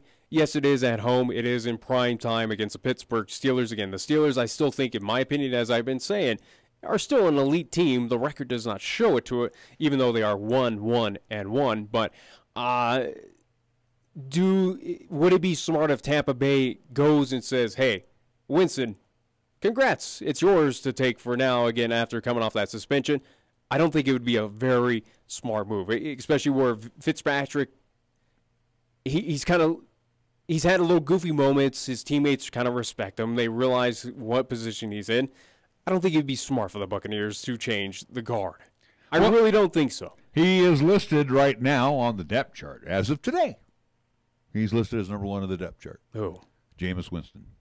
All right. And here's his numbers from last season. Oh, by the way, if they put him out there, you gonna cry? No, I don't care about the Buccaneers, but I'm just saying it would not surprise. Part of me would not be surprised. Maybe it is a filling out process for the Buccaneers to go, all right, Winston, you're back. Let's see what you're made of. If it goes rough, then we'll go back to Fitzpatrick. That I can understand in a little sense. I don't think it's right to disrespect of what Fitzpatrick has done in the first 3 games. Again, it was a close loss to Pittsburgh. Well, here's just a little factoid here about Winston. His last 5 starts in December of last year, he lost 4 out of 5. Okay? And the argument against that would be that the pieces that they have added to this team were not there of last His season. regular season last year was 282 completions, 442 attempts, 3,500 yards, about 64% completion rate, so about 8 yards per pass, 19 TDs, 11 INTs. That's not great. And he fumbled 14 times. Now he has a QB rating of 92.2. That Tampa Bay team of what you're comparing to was complete garbage, was complete trash. Then those are pretty good numbers then for him, for Jameis Winston. It sounds like last year was one of his better years with the Tampa Bay. I don't believe in Jameis Winston. I don't think he is a starting quarterback, at least of what we've seen as of right now. But again, arguments against that would be, hey, he's been playing on a terrible Tampa Bay team. We didn't have the pieces that we do this season. Let's see what he can do with those offensive weapons that we've added to this, at least, offense. Again, that's why I'm saying if he is number 1, they put him out there as a starting quarterback, maybe he has a short leash in that contest coming up. Maybe it's a situation of, hey, Jameis, you have a half to prove yourself. If it goes wrong, hey, Fitzpatrick, it's your time to shine, to probably carry this team back and get us a victory here in the second half. That would not surprise me. Is that what Tampa Bay is probably going to do? As I'm looking further and again, kind of sitting back and thinking about it, possibly. Maybe you do give Jameis Winston that opportunity. Again, he is your projected starter. He was, at least before getting that suspension, your projected starter. Maybe give him that opportunity. But I wouldn't doubt that he has a short leash coming up in the contest if he is the starting quarterback. I would think that would be a smart move on Tampa Bay of going, hey, if things get rough, you throw a couple INTs. If things get well out of hand, hey, Ryan, here's your chance. Here's your opportunity. Show us of those first 3 games a little bit more magic for us. All right, I don't know. Moving along to San Francisco, you came out and let me know about Coach Kyle Shanahan's thoughts. First off, on Jimmy Garoppolo, you look back at the play again. You don't fault the Kansas City linebacker for the hit on Garoppolo. It's one of the freak accidents. Yeah, it was the way he landed. And again, it was one of those, I'm not sure if I'm going to go out of bounds or I'm going to go straight ahead. And the way his knee kind of buckled under and then being hit, Jimmy G gone for the year. ACL is It's a part of the game. It's a part of the game. Other teams have dealt with it. You even, again, former teammate of Jimmy G's with Tom Brady came out and said, hey, he was kind of sympathetic towards it because also, too, he's dealt with the same thing against the same team where ironically happened against the Kansas City Chiefs where Tom Brady ran into his similar season-ending injury for the Patriots about, 7 years ago or something, but it was a weird hit on him. Yeah, but again, going back to that situation with the 49ers, so Beathard, the kid out of Iowa, will be the signal caller. Yeah. The Niners are looking for a quarterback, but they have already stated that one former number 7 will not rejoin the team, right? Well, and that was in the press conference, I do believe, of yesterday or earlier today, but with Kyle Shanahan, a reporter did ask him of his thoughts or have they entertained, obviously, because every team that has a QB issue is going to be asked. And he's a former 49er. But again, not a part of this new regime there in San Francisco, but it is a question that was asked at least to Kyle Shanahan of, have they entertained the thought of Colin Kaepernick returning back to the 49ers, at least team? He came out and said, again, this is kind of just ad-libbing what he had to say was, we've looked at it. We looked at it last year, and we have a feeling that what my offense is, again, Kyle Shanahan's offense, what I want to run does not fit for Colin Kaepernick. Right. So Kyle Shanahan basically said today that, no, Colin Kaepernick will not be a part of the 49ers, even though they are in this desperate measure right now looking for a quarterback in replace, again, with no Jimmy Garoppolo on the field right now. Colin Kaepernick, sorry, you're going to have to wait even longer to find a team that will sign you. And again, that option type of quarterback that Kaepernick ran that under Jim Harbaugh was and matter of fact, it's not even you don't even see Russell Wilson even doing it that much anymore because he's been beaten up. He's getting injured in Seattle. But the package that you see that Kyle Shanahan has with the 49ers right now, if I didn't know any better, I thought I was watching Matt Ryan. I mean, it is Atlanta why wouldn't he carry Atlanta Square. Why wouldn't he carry that offense? I know, over? But I'm just saying that offense is strictly, let's get the ball downfield, straight downfield. None of this go side to side stuff. Which is what Kaepernick did back in those days. Again, he is accustomed to that, and also too, again, running that QB option as well too. Right. So again, it makes sense of he does not fit Kyle Shanahan's offensive scheme. So why sign him? Why do it? Again, take your lumps right now. Again, I think for the 49ers. Again, Kyle Shanahan's not going to admit or come out and say that, hey, the season's now a wash. He's going to believe and try to do the best he can with the pieces that he does have. But it is, thankfully, the 49ers did not say that they are entertaining Kaepernick. And again, it would not be a good fit of what Shanahan, again, in my honest opinion, of what we've seen of Kaepernick, what we're seeing of the offensive schemes run by Shanahan. Yeah. It would not make sense of why Kaepernick would be joining the 49ers. Well, and even with I don't think they're that desperate. Even with Kaepernick and his lawsuit, and then the other former 49er also with the lawsuit against the NFL. Eric Reed. It's interesting, though. Colin Kaepernick is damaged goods, and nobody wants to take a chance on him. And I'm surprised, even with Kaepernick, that he's not. I don't want to say he'll never be in the NFL I'm surprised again. He hasn't entertained going to Canada. Well, he has, but they don't want to give him the money that he's looking for. So again, I do believe the CFL has reached out. A few teams up there have. Well, correct me if I'm wrong. Out. He doesn't want the $20 million that that most of these quarterbacks are making. He's somewhere in the teens, right? I can't speak for Colin Kaepernick, but it was our understanding. At least the understanding for Colin Kaepernick is that he wanted long term, and he wanted a lot of money for it as well too, because he felt he deserved it. Because, again, he did have successful 49er teams, did bring a team to the Super Bowl, as much as, again, I don't think it's on his shoulders, but that team was a team effort that got that team to the Super Bowl that year. But, again, we've talked enough. I'm so sick and tired of talking about Colin Kaepernick. But I'm just saying, what does he want? He wants long-term. He wants commitment. He wants a lot of money. He's not worth it. And, again, I think that's why he's entertained the Canadian Football League.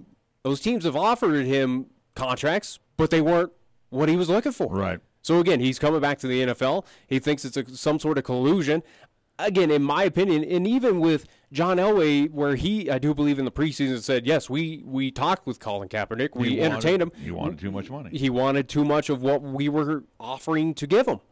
And again, I think that's what rest of the NFL and ownership would probably say, and I think that's what the reality is with Colin Kaepernick at this point in time is he wants way too much, and he's not worth it. He's not worth it at this point in time. Well, do you want to even with the off-field stuff? Is it even worth paying him this money to deal with the headaches that are going to come with it? It's kind of the Tim Tebow situation of, do you want this media? Do you want this press constantly distracting your team? Because, again, this one figure is that nationwide, worldwide controversial figure. I got you. I agree with you. Now, before we go to the break, I want to get back to the quarterbacks because the National Football League basically has put a blanket over today's quarterback. And meaning, you look at guys. You have to baby the quarterback. Yeah, guys like Cousins that are making $27 million. Garoppolo was making, look at the money that the 49ers losing on Garoppolo right now by him going down. But again, not because. You run that risk. That's right. But now. Kind of like how the money you spent with Richard Sherman. Again, he's going to be out for a few weeks. But you run that risk. Again, injuries are part of the game. I understand that. But the NFL right now is making it. If you sneeze on a quarterback, there's a flag coming down. Ask Clay Matthews of the Green Bay Packers. I got to tell you, I felt bad for that guy because 3 weeks in a row he's been hit with the penalty, and 2 of them, I think, sucked. Yeah, I really do. I think the NFL has, the rules committee has gone way overboard. Unfortunately, every other player on the field can play football, make big hits, and again, we've seen just monster hits on defenseless wide receivers. Granted, there are at least situations where, hey, if you hit them in the head, understandable or anything like that. But with a quarterback, we saw it at CSU though. We saw that targeting where the kid got ejected. Without a doubt, he should have. Yeah. Again, that was clearly of aiming for his head to cause him a concussion, again, where that could lead to more serious things. But it just seems with the NFL, at least at this point in time, regarding quarterbacks, they're basically babying them. You can't do anything. It's almost you have to play two-hand touch with them, and the rest is kind of the wild, wild west out there on the NFL playing fields of where every other player can tackle and again, be rough.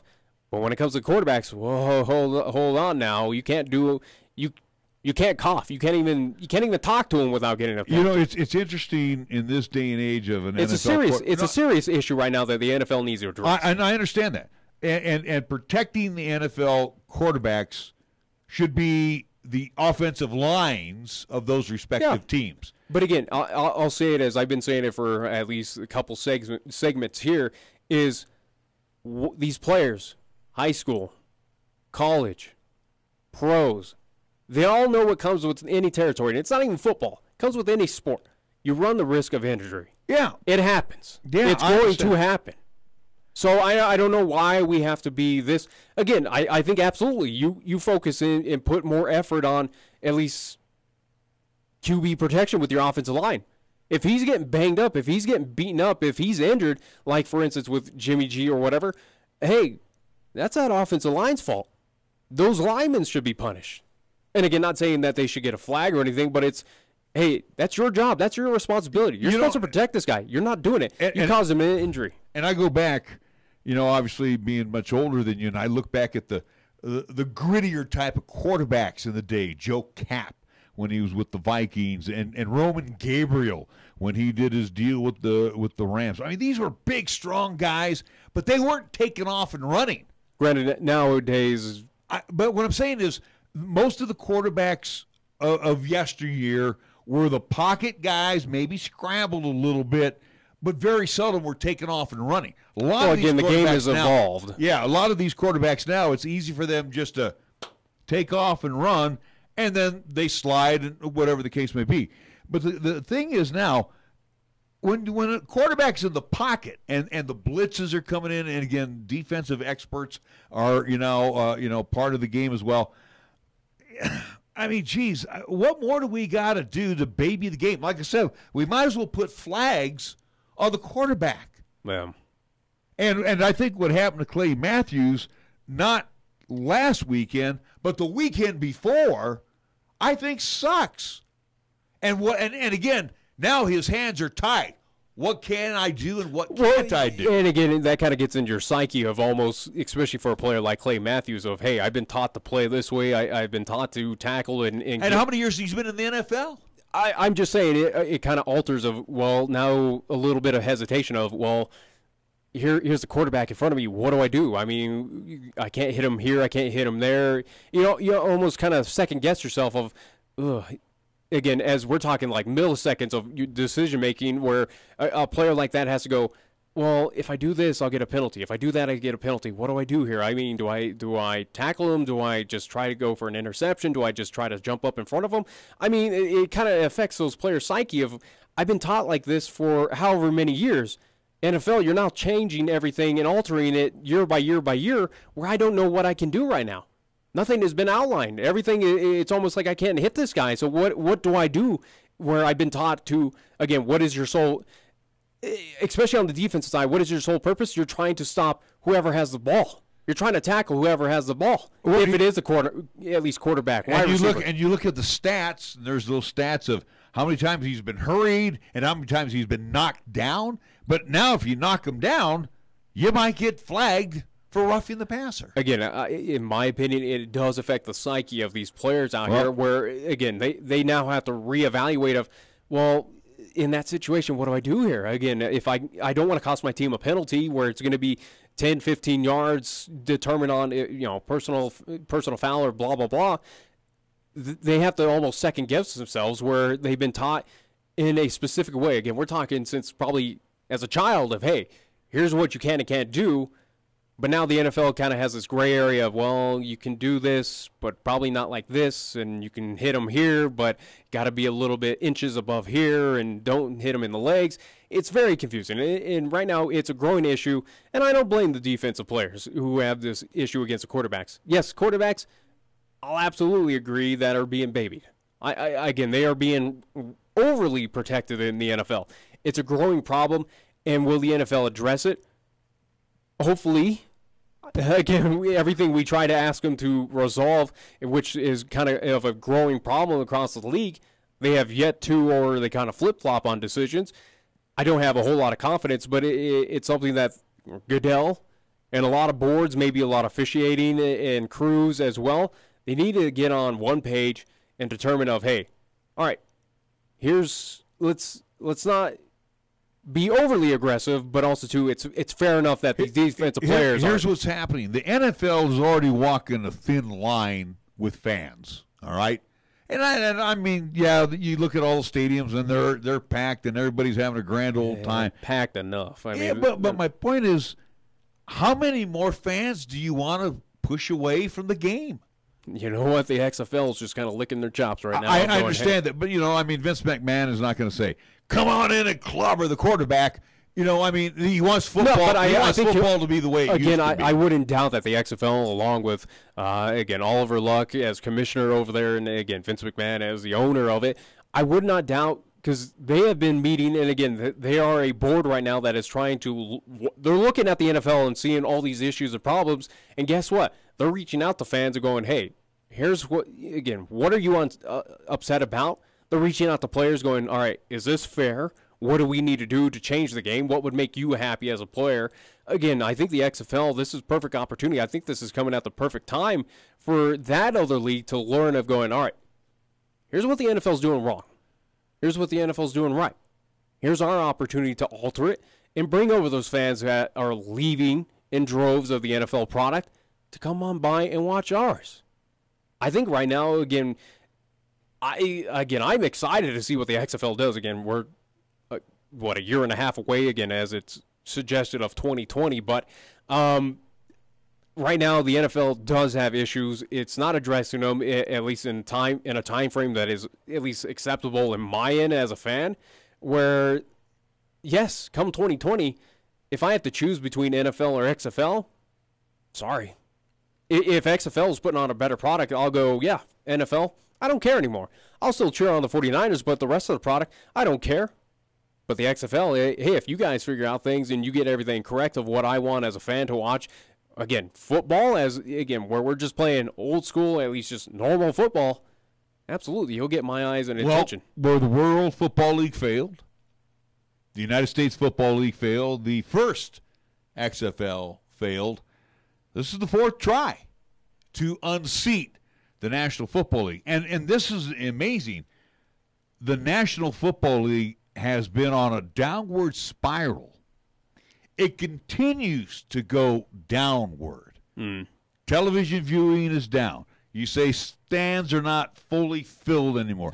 Too much politics. If you saw at least home crowd for the 49ers, yeah, but too much politics has been brought into the game. They have. I don't want to. Again, NFL has this big dark cloud looming over it right now that they are not doing squat about. They're trying to. Again, it feels like with the NFL and again the ownership, the board, whatever it may be, but those governing body, they just see that black cloud over the NFL and just go, maybe over time it'll just go away. Well, they've watered down the product. Yeah. Wait, I've been telling you that for years. I know, but again, that's why I at this point in time of what I'd rather watch, again, what takes my eyes is probably baseball. All excited for MLB postseason. And then right around that time, as well as we're getting in the thick of at least NFL regular season, you got NHL, NBA with the Golden State Warriors, NHL on my side with the Anaheim Ducks, Vegas Golden Knights. That is starting to take over my eyes and ears where NFL was probably more dominant back in about 5-6 years ago in my life, where now I go, the product of the NFL football, again, I still love my Niners, but any other, again, a Thursday night game of random teams, sorry. Well, I got better things to do. And I got a feeling this time, too, with it being watered down, and this is just, again, my opinion, if Vince McMahon, Oliver Luck, and all whatever owners they can get together, if they could put together a product of football back on the field, and again, I don't want to see people get injured. Don't get me wrong. I don't want to see the Jimmy Garoppolos of the world getting hurt. You don't want to see it, but also too, again, as a player, you have to. Yeah, you have to learn that it is going to happen, and it's not even just with football. Again, it's any sport that you play. I mean, hell, in tennis you can get injuries as well too. Again, it's any athletic event.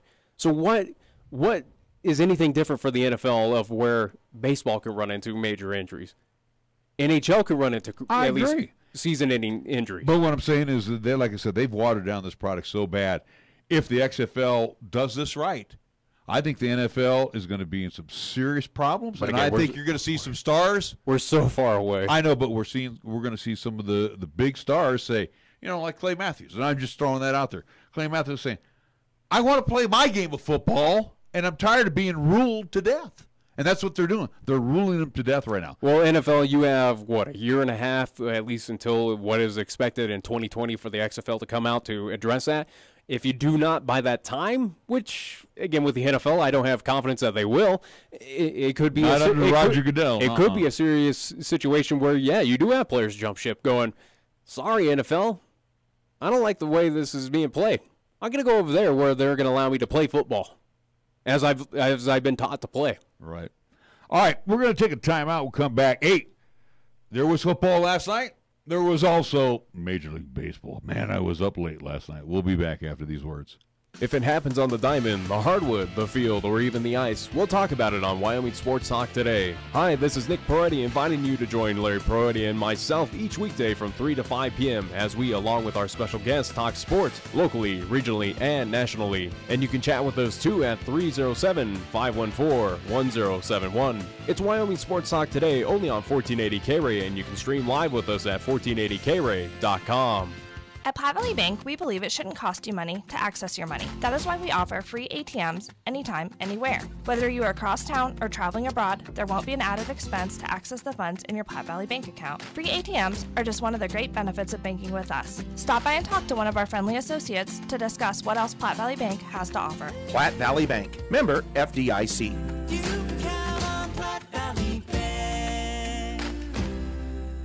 Community banking for you.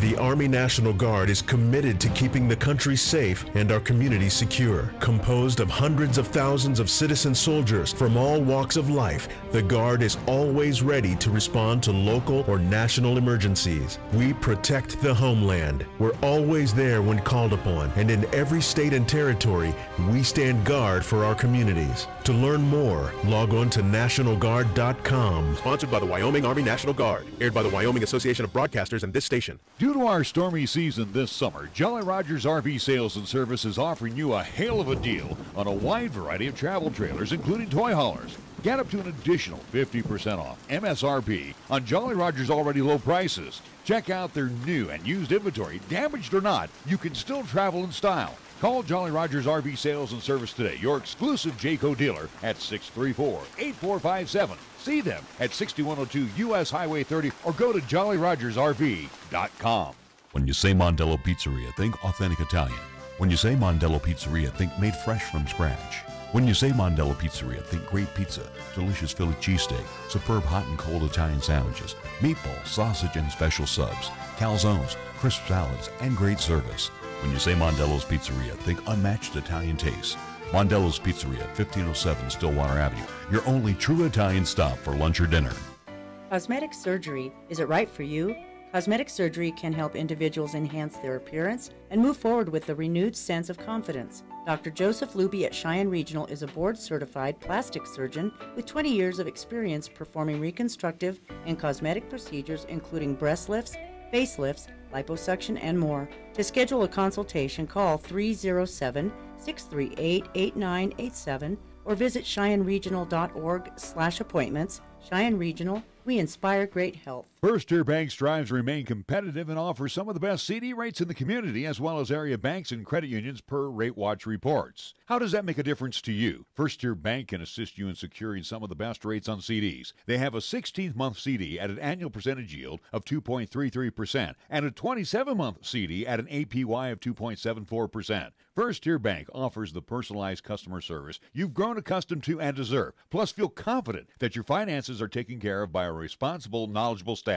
Call 307-632-3500 and ask for Caitlin or Debbie. Member FDIC, Equal Housing Lender.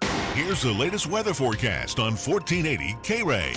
For today, it'll be sunny with highs around 59 and winds out of the northwest at 10 to 15. Then for tonight, it'll be mostly clear with lows around 33. On Wednesday, it'll be sunny with highs around 69. And on Wednesday night, it'll be mostly clear with lows around 36.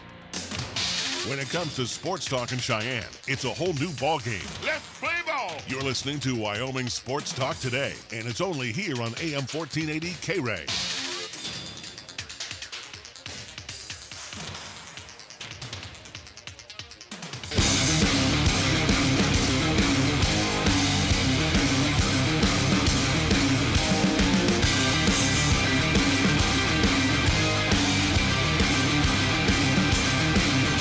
We're back on Wyoming Sports Talk today. Oh, by the way, Nick, I did look on the temperature for Laramie this weekend. 72 for Saturday afternoon. Whoop-de-doo. That's nothing. That's nice. That's football weather. It's cold. It's going to be 76 here on Saturday. It's ridiculous that we have our frost warning coming up tonight. It's barely September. That's right, but it's only one night. Pathetic. It's just one blip on the radar. Let's see. Oh, Friday night. Speaking of which, Friday Night Lights, you, me, Chris Bolton, we will be over at the O'Keefe Blanchard Sports Complex, Cheyenne East. Laramie will be hooking up for Class 4A. As we mentioned earlier, the Pokes and the Broncos over in Laramie, 5 o'clock kickoff. You gave away some tickets today, so congratulations to our latest winner. Kaylee Childers. Kaylee Childers. So yeah. Congratulations to her. And another pair of tickets to give away tomorrow. All right. So last night, after the football game, it was baseball galore.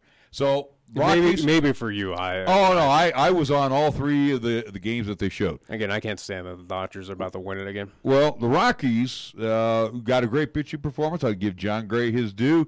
The bats came alive. Of course, they're catching a Philly team that doesn't really care. And I think they're going to get a Washington team that doesn't really care because Strasburg last night only threw 4 innings. Do I expect them to sweep both teams? Not really.